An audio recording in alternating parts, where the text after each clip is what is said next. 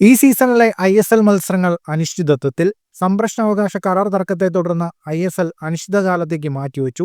2025-26 സീസണിലെ മത്സരങ്ങൾ നടത്താൻ സാധ്യമല്ലെന്ന് ലീഗ് ഉടമകളായ ഫുട്ബോൾ സ്പോർട്സ് ഡെവലപ്മെന്റ് ലിമിറ്റഡ് അഖിലേന്ത്യാ ഫുട്ബോൾ ഫെഡറേഷൻ അറിയിച്ചു.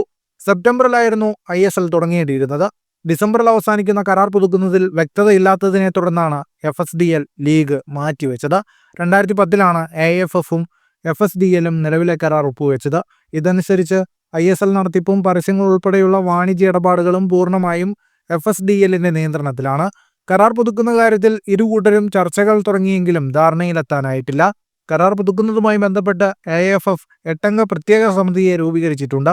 വാണിജ്യകാര്യങ്ങൾക്കൊപ്പം ISL-ലെ സ്ഥാനക്കയറ്റം, തരംതാഴ്ത്തൽ വ്യവസ്ഥകളിലും അഖിലേന്ത്യാ ഫുട്ബോൾ ഫെഡറേഷന് വിയോജിപ്പുണ്ട്. ISL-ൽ നിലവിൽ തരംതാഴ്ത്തൽ നിയമം നിലവിലില്ല. ഇതോടെ എത്ര മോശം പ്രകടനം നടത്തിയാലും അവസാന സ്ഥാനത്തുള്ള ടീമുകൾക്ക് ലീഗിൽ തുടരാൻ കഴിയും. തർക്കം നിലനിർത്തുന്നതിനാൽ അഖിലേന്ത്യാ ഫുട്ബോൾ ഫെഡറേഷൻ ISL മത്സരങ്ങൾ ഒഴിവാക്കിയാണ് വരുന്ന സീസണിലെ മത്സര കലണ്ടർ പുറത്തിറക്കിയത്. ഇതോടെ ISL മാത്രമല്ല, ഇന്ത്യൻ ക്ലബ് ഫുട്ബോൾ തന്നെ പ്രതിസന്ധിയിലാകാൻ സാധ്യതയുണ്ട്.